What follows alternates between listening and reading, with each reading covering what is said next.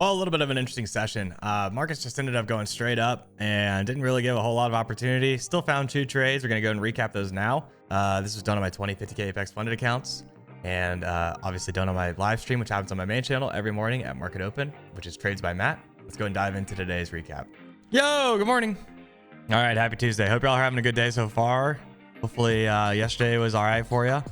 Alrighty, we are currently basically flat on the session. We're up 0.11%. This is what the daily chart looks like. I mean, this last week has looked a little funky. We got yesterday's close at 405, or right around 405. Yesterday's quota control at 420. Looking like it's going to be a VWAP open. VWAP opens usually mean flat. A little bit less movement opens, but we'll see. We are inside yesterday's value area. We got yesterday's value area high at 515, almost 520. Yesterday's value area low at 310. And again, we're sitting on yesterday's point control. So what that means for me is, range day until we break out of yesterday's value area high or yesterday's value area low, honestly. And the fact that we're opening up on VWAP, I think, kind of confirms that. We'll watch for liquidity and which way it stacks, but treating it as a range until we break out of one of those areas. We break out of 520 or we break out of, 310. Either one of those options could be pretty decent little moves, but we'll see kind of how that happens. News on the session, we've got JOLTS at 9 o'clock. That should move us. Honestly, I would not be shocked for VWAP drop until JOLTS. VWAP drop until JOLTS I think makes sense. Factory orders at 9 as well. Other than that, nothing too much later on throughout the day. Trump's got a conference after the bell, so yeah, would not be shocked for us to go a little sideways till JOLTS comes out at 9. And obviously, if we start getting a nice little trend, even if it's like a little moves, but directional moves, we can play that. But yeah, expecting a little bit more on the chop side as of right now, just until we can get rid of or get out of yesterday's value area, honestly. All right, little push so far. We're what, 30 points off VWAP? That's good. A little bit of movement. All right, 580s. The VWAP open really sent us, honestly. Did not think that was gonna be the case at all. I thought we were gonna chop it till JOLTS. But pre-market we did outline somewhat sideways until we pop out a value area high from yesterday. We did that, and now we're just 60 points up. We got the overnight highs in lock here at 600. Seems to be very tradable. But we got JOLTS in 45 seconds. We'll watch the DOM, the numbers on the right side of my screen here. Those are the orders that are currently on the book. And as we get closer to JOLTS, you'll see those numbers start to essentially go away and spread open. Can help you kind of imply some volatility that is coming.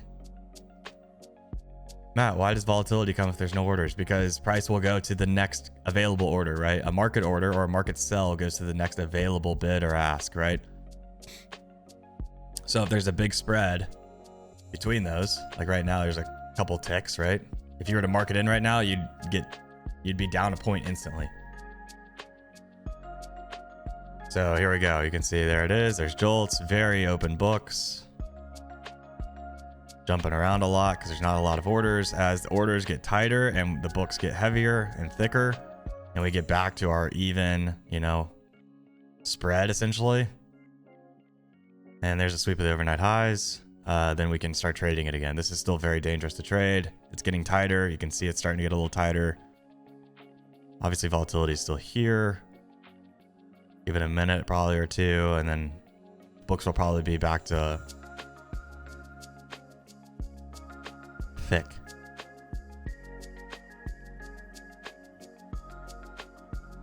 So we just barely swept the overnight highs.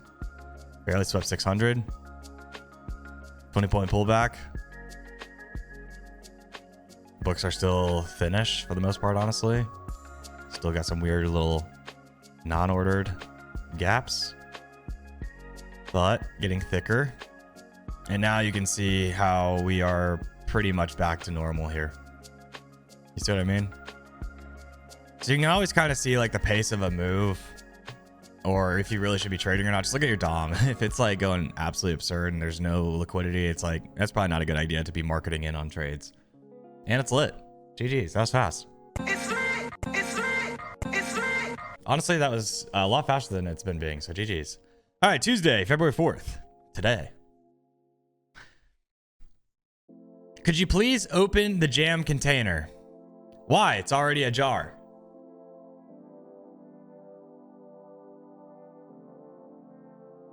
I think this is going to go over lots of people's heads. We got point of control up here now. We got volume up very close to the actual high of day here. Which makes you ask the question why? Why is there this much volume being conducted up here, right? I don't know the answer to that, but the question why is definitely interesting. Why is there this much volume being conducted at the overnight highs and after, you know, 106, almost a 200 point move off the, about a 200 point move off the lows? Why is there this much volume being conducted down here? Right? Are you gonna explain it? There's nothing to explain. It just asks the question why. The only thing that we know is that there's a ton of orders being conducted up here. A lot of volume, right? That's the only thing we actually physically know. So then you got to look at price action and think through the different scenarios of why is there this much order? Like, why is there this much orders being conducted up here, right?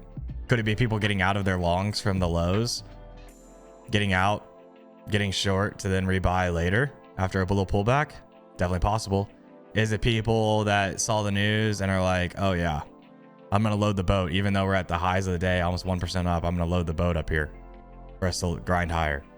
If we do very successfully push out of this, that is very telling on how the session will go, in my opinion.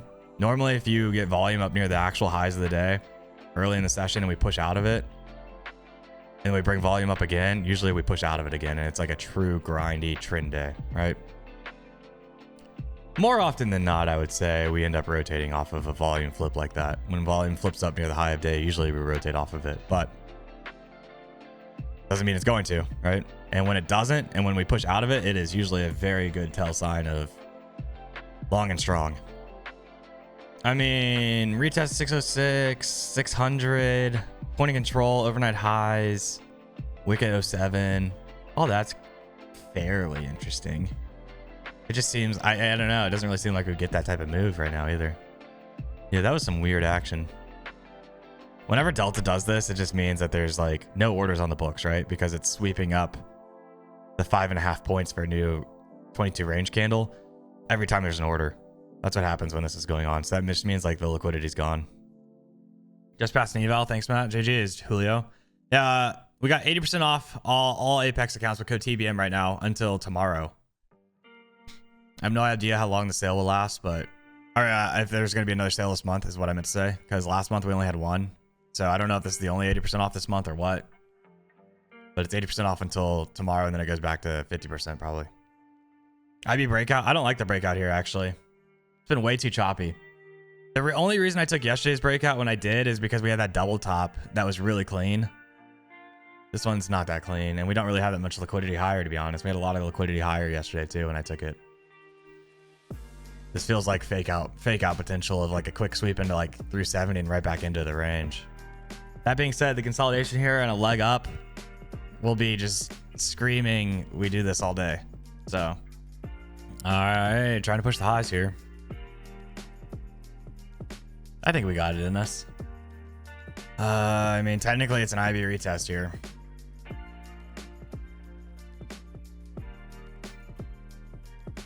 The question is, are we gonna just very quickly sweep back into the range, right? Or will the IB retest play out?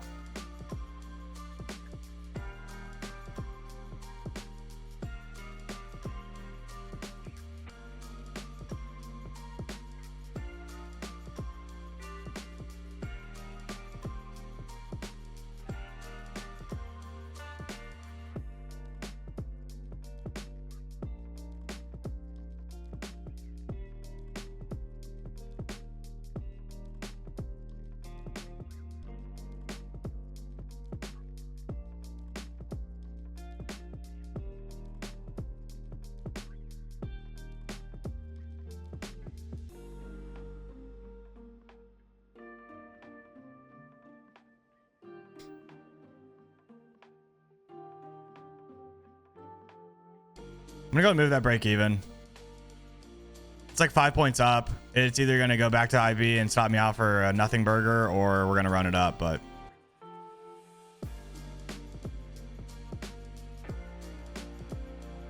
And that's a full 10. All right, we take the IB retest. I mean, it's part of the strategy. I'm going to take it if it's there. It closed about 10 points above. Go back for the retest. I mean, that's pretty standard for what I want to see. I want to see a 10-point close above. And then I want to execute, right? It's going with the trend. The trend is up. We got liquidity higher. It still feels a little dicey because we've been in this range for so long, right? That like getting sucked back into the range seems pretty likely, but I'm going to take the setup when I see the setup. So I'll take the 10 points, man. I'll take it. After sitting around for an hour and 10 minutes, I'll absolutely take the 10 points. So that's 10 points across my 40 account, or 20 accounts, excuse me, not 40. 10 points across my 10 points across my 20 accounts. Yeah, this is a tight little doji. I'm gonna take it a little slow there on my side. The risk is pretty good. 7 points or so, right at IB. We reclaim IB. I get paid, right? A little slow on my side on the market order. Should have snagged it a little quicker off the doji. We sweep it, but I like the trade. Swept it. Down 130 there. I'm up 70 bucks. Tight doji after a little sell-off usually is going to be a nice little print to the upside. That's why I snagged when I did, especially at IB. The push through 70, I think, was pretty... I thought it was going to be clean. Didn't work out.